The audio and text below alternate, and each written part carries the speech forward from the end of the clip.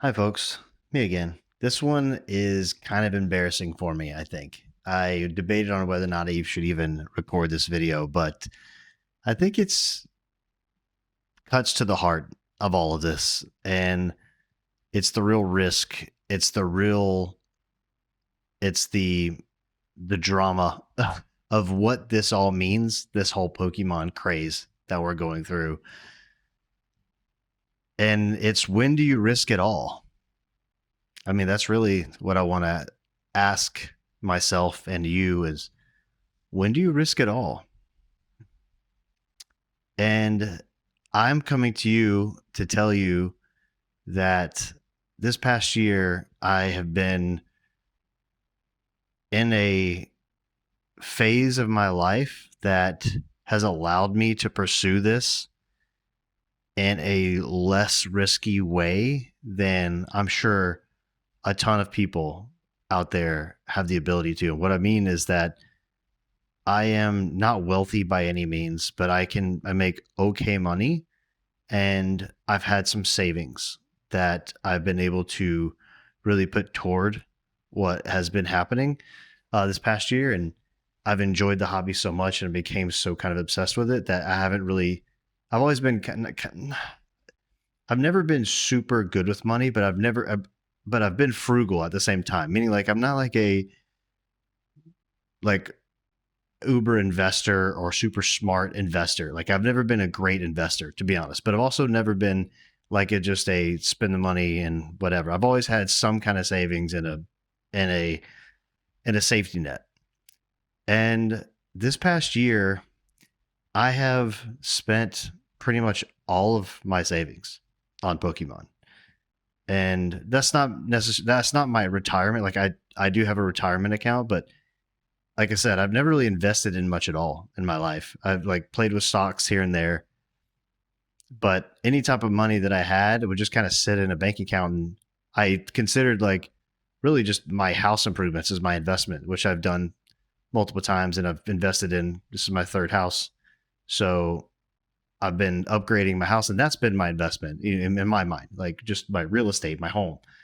Um, but outside of that, not much. And so this whole Pokemon thing, I never came at it as an investor. I mean, this past year, November 2024, when Surging Sparks came out, that was the first booster box I bought ever in my life. I've never bought a booster box. I have bought booster packs. You know, as a kid, of course, I was upset. I begged my mom for booster packs. And then I grew out of it. In my, turned 13, I kind of grew out of Pokemon. And it was, whatever. I won't go that. But I haven't bought a booster box until 2024. And but before that, I was buying vintage cards.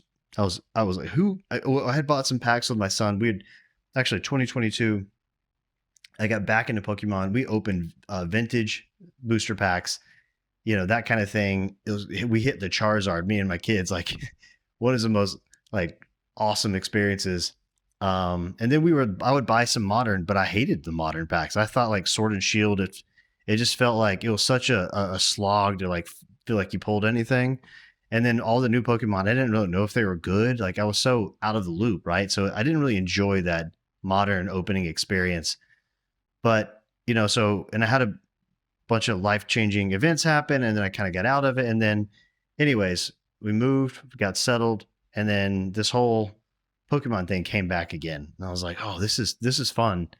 And I still didn't want to do anything with modern. I was just buying vintage. I wanted to complete my base set, fossil, jungle. I wanted to complete. I'm going up through the generations, right? I was getting my Team Rocket completed. I've gotten most of Gym Challenge, uh, and then something happened with that booster box from Surging Sparks, and it sparked a surge of like, oh wow, this is pretty cool. And I think I was so like, I didn't have anything to do with modern. I didn't even realize how awesome 151 was. Like it was so weird to think back, like 151 released, and I didn't even start opening it until a year and a half later.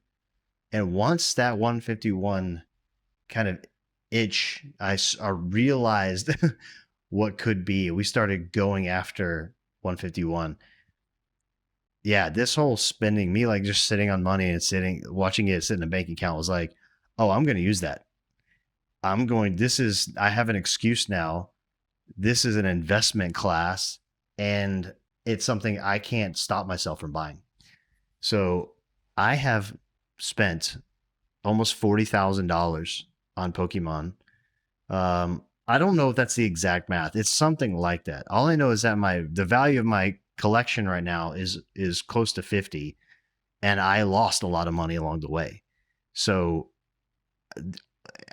I won't go all into the detail, but I've essentially spent my savings on Pokemon. Like I said, I risked it all, you could say, to an extent. I mean, again, I'm very fortunate, and this to me, I'm sure a lot of people watching this would be like, oh, that's your small potatoes. And it is small potatoes. And I'm sure the most people watching this would be like, this a-hole talking about his struggles with this 50K collection. Like, I mean, if you're in this hobby and that that's like nothing. There are people who go way, way, way, way, way above that.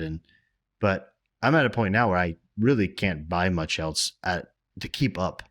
That's kind of another thing with all this. I can't keep up with the hobby now and not being able to have that kind of just savings sitting there to tap from. So now on a budget, clearly like it was important to kind of feel like I was catching up, and now that's not going to happen. So it's like at this point, I have to be really, really careful about this bug, this itch, and especially like with 151 just spiking like crazy again. And I'm still missing cards that I know like that was my goal. And then I kind of got sidetracked and have been buying other things. But my first and primal goal, my first like goal for collecting, once we were opening 151 and once we graded for the first time in last February, and got back a PSA 10 Charizard, like on our first grade submission.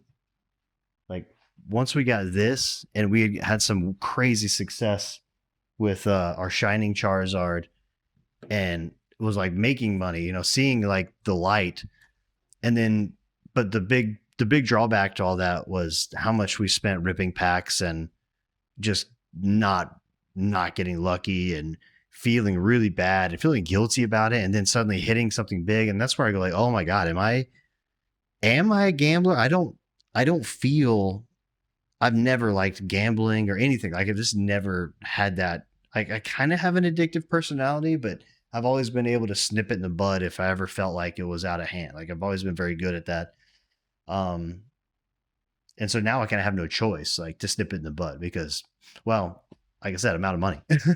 So I just wanted to make this video because I think this is a problem. And I like I said, I'm able to snip an addiction in the bud for me, but I feel like there are a lot of people out there that are quietly hurting, or maybe not so quietly hurting, and making really, really bad choices. Because I know how for me, it felt like I was making good choices and then a lot of bad choices with Pokemon. And it's really easy to make bad choices. You do have to be extremely focused to make this, as a collector, a really good, enjoyable hobby that you don't throw money away. So I think if you're just purely an investor in this, you've got nothing to worry about because you're not ripping packs, or you don't have an emotional connection with the actual characters, with the story, with the lore. That doesn't drive you to make emotional decisions. If you're just purely an investor, pretty much you could point in any direction and buy something and just put it on your shelf and wait. Like that's how easy it is to be an investor in this. It's also why it's easy to justify the purchases that I've made, but what's bitten me, I think, is just how much we've ripped and bought and ripped again and not seen the returns. And man, I'll just give you an example. I have a video I haven't posted, but we ripped an entire case of Destined Rivals last year in June. I sat on it for like a month and was like, I just, didn't really get to rip much at all. And so we're sitting on that case and I was like, you know what? I'm just going to go ahead and do it. If we get a Mewtwo in there, like, I mean, how hard could it be to pull Mewtwo? This is one of the reasons that I built my website Collectrix, is because I kind of had to learn the hard way. And I was like, wait, what? What are the numbers? What if I put it all on paper and let's figure out how good of a decision is it to make to rip an entire case? I feel like you'd have a really good chance to get a Mewtwo, right? Well, turns out that there are 11 special illustration rares in Destined Rivals. And it's one in, what is it, 1 in 80, 1 in 90 packs to get one Destined Rivals. I'm sorry, one SIR in Destined Rivals packs. So what that means is you would have to do 990 packs to hit Mewtwo on average. Well, a case is 216. I didn't know that the real odds of getting it. I just thought if I have a whole case, that's a ton of packs. I'm for sure, or not for sure, but got a good chance, right? Turns out I need to open at least 4 of those cases to get close. So anyways, my long-winded point is it takes a while to, as a true collector, to have that restraint and know, how you start by just enjoying and get hooked. And then you got to come to like, I got to be an adult here. I got to understand the risks. And I'm kind of here to tell you that I spent my savings, all my savings on Pokemon. And do I regret it? I regret not spending more. I think that's what I've been meaning to get to for the past couple of minutes in my monologue here.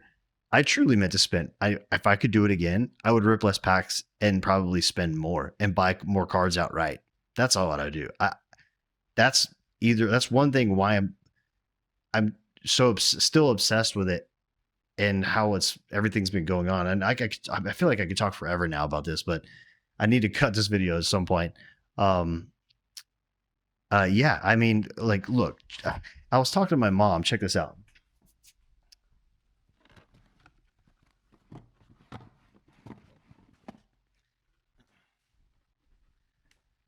I was showing my mom the other day about like the whole craziness of Pokemon. And I got a good deal on this in December. I bought this for $1,000. And I was trying to explain to her like how insane this market is right now. And she was like, "You spent $1,000 on that?" And I was like, in the summer of 2025, I had gotten 15 booster bundles for $800. 15. Like, and we ripped them all. That's where a lot of these cards come from, is we ripped them ourselves, we graded them ourselves. I just going back, it's like insane to even think like this is now approaching $2,000 in just a couple of months. Like, this stuff is exploding. I just did a video about this. It's stupid. Like, it's honestly stupid. And all I can think is I should have bought more. Like, and I feel like a lot of people out there are feeling that way. And they're wondering like, when is the downturn going to come? And that's a whole nother discussion. I'm going to cut it here for now. Cause of course you see the rabbit hole we're going down, but was this a smart decision? I thought it was dumb when I bought it. I was like, man, I really need to put another $1,000. And it's like, I do think it's going to go up in price. And now we are like, I mean, we're seriously approaching for a sealed. This one's not a sealed one. So it's like around $1,500 to be honest. But the sealed ones are, I mean, everything inside sealed, but the display does lift up. No wrapping on it. Anyways, but those are approaching 2,000 or more now. I don't even know. So, yeah, it's just crazy. So I spent all my savings on Pokemon, and I just wish I would have more money to spend. But we got to be smart. If you're out there, don't go into credit card debt. It's the worst thing you can do.